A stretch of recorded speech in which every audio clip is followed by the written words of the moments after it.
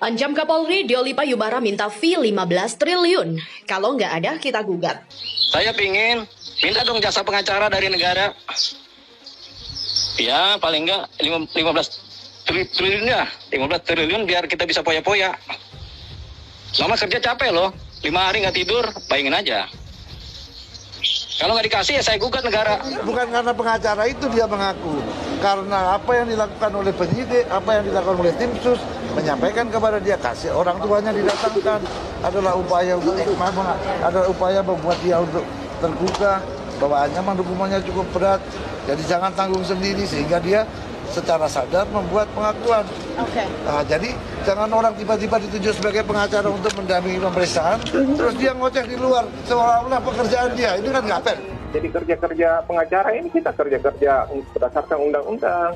Walaupun negara memfasilitasi kita untuk melakukan pendampingan hak tersangka, tetapi kita untuk coba terpenuhi menurut KUHP dan sebagainya kita kawal. Tapi informasi ke publik juga yang sebenarnya bukan harus, berarti kita harus tutupi gitu. Intinya di sana, Mbak. Nah, oleh karena itu menurut saya janganlah terlalu formalistik seperti ini. Bareskrim sebagai institusi Polri, sebagai institusi negara ya, lembaga penegak hukum pemerintah ya sama dengan LPSK harus bersatu padu bersama. Baik. Memberikan akses perlindungan buat Baradae untuk memudahkan pengungkapan, karena ini jalannya sudah bagus. Baik, sepakat on the Pak Sugeng. track ya, on the track gitu loh. Jangan Terima kasih, dipersulit Pak. lagi. Pengacara eksentrik Dioli Payubara mengancam akan menggugat Kapolri Jenderal Listio Sigit Prabowo ke PT UN jika permintaan fee dirinya sebagai pengacara Baradae senilai 15 triliun tak dipenuhi. Permintaan fee Dioli Payubara senilai 15 triliun itu ia ungkapkan usai status dirinya sebagai kuasa hukum Baradae resmi dicabut. Menurut Dioli Pa, fee jasa pengacara tersebut ia ajukan ke Polri lantaran dirinya ditunjuk oleh Bareskrim Polri sebagai kuasa hukum Baradae. Ini kan penunjukan dari negara, dari Bareskrim. Tentunya saya minta fee saya dong. Saya akan minta jasa saya sebagai pengacara yang ditunjuk negara. Saya minta 15 triliun. Supaya saya bisa foya-foya, kata Dioli Pa. Dioli Pa juga menilai uang 15 triliun pasti bisa dipenuhi oleh pemerintah, dalam hal ini Polri, lantaran negara kaya raya.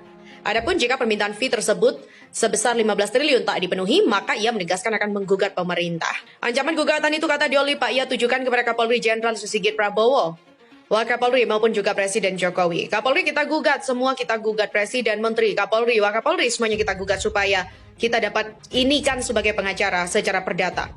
15 triliun. Menurut Dioli Pa, gugatan terhadap Kapolri terkait fee dirinya sebagai pengacara Baradae yang ditunjuk oleh Bareskrim Polri itu bakal diajukan ke Pengadilan Tata Usaha Negara atau PT UN secara perdata. Hingga berita ini ditayangkan, belum ditemukan tanggapan dari Kapolri maupun pihak Polri terkait dengan ancaman Dioli Payubara soal fee jasa pengacaranya sebagai kuasa hukum Baradae itu. Presiden Jokowi akan diseret ke pengadilan jika negara tak mau membayar fee 15 triliun ke mantan pengacara Baradae Dioli Pa. Gugatan itu akan dilayangkan oleh Dioli Payubara. Seperti diketahui, Dioli Pa adalah mantan kuasa hukum Baradae atau Barada Richard Eliezer. Ia mengungkap ada kejanggalan surat pencabutan kuasa dirinya oleh sang klien. Dioli Payubara ditunjuk oleh Bareskrim Polri untuk mendampingi Baradae, menggantikan Andreas Nahot Silitonga yang mengundurkan diri. Pria berambut panjang ini ditunjuk sebagai pengacara Baradae bersama Muhammad Burhanuddin pada 6 Agustus lalu. Sejak didampingi Dioli Payubara dan Burhanuddin, Baradae memberikan sejumlah pengakuan berbeda sekaligus mengejutkan terkait dengan kasus kematian Brigadir J. Baradae pun diminta mulai mau terbuka sejak Dioli Payubara dan Burhanuddin menjadi kuasa hukumnya. Namun baru sepekan bertugas, Dioli Payubara secara mengejutkan mengumumkan bahwa kuasanya dicabut oleh sang klien. Kepada wartawan, Dioli Payubara mengaku mendapatkan pesan WhatsApp dari stafnya bahwa surat kuasa atas Baradae dicabut. Presiden Jokowi akan diseret ke pengadilan jika negara tak mau bayar fee 15 triliun ke mantan pengacara Baradae, Dioli Payubara. Mengejutkannya, Dioli Pa mendapatkan pesan itu tepat ketika ia tengah menjadi bintang tamu dalam tayangan live Metro TV pada Kamis. Saya dapat WA dari anak buah saya, pengacara dari kantor di Condet, surat pencabutan kuasa.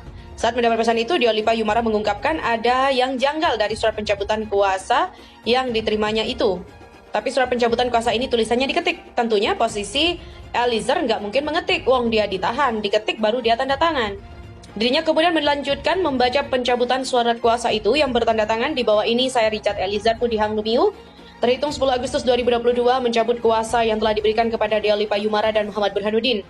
kata Diolipa. Sementara itu, Barreskrim Polri memberi pernyataan mengejutkan terkait kabar Diolipa Yumara dan Burhanuddin yang kuasanya dicabut oleh Baradae.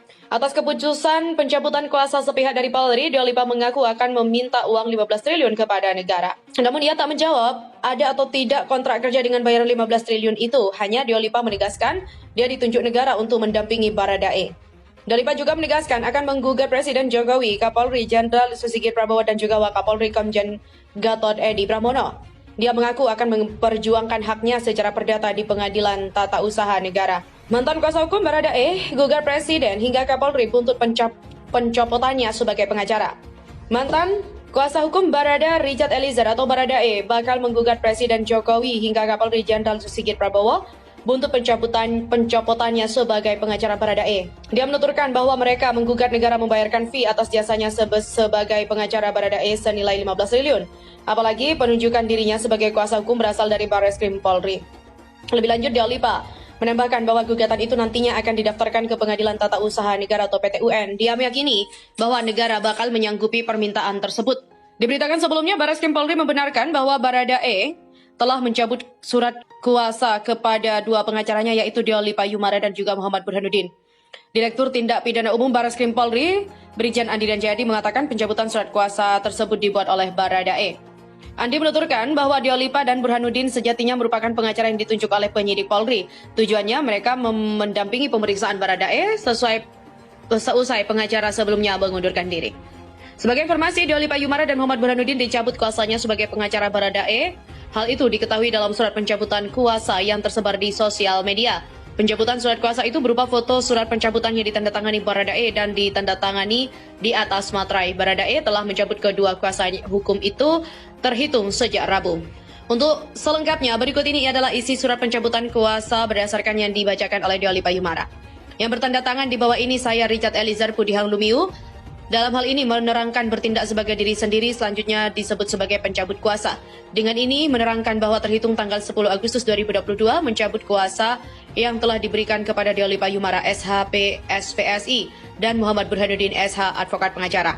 Dengan ini saya selaku pemberi kuasa menyatakan mencabut kuasa tersebut terhitung sejak tanggal surat ini ditandatangani dengan pencabutan surat kuasa ini. Maka surat kuasa atau tanggal 8 Agustus 2022 sudah tidak berlaku dan tidak dapat dipergunakan lagi.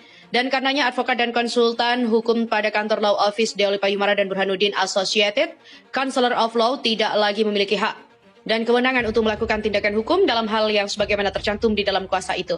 Surat pencabutan ini saya buat dalam keadaan sadar dan tanpa ada paksaan dari pihak manapun. Demikian surat pencabutan kuasa untuk dipergunakan sebagaimana mestinya. Jakarta, 10 Agustus 2022.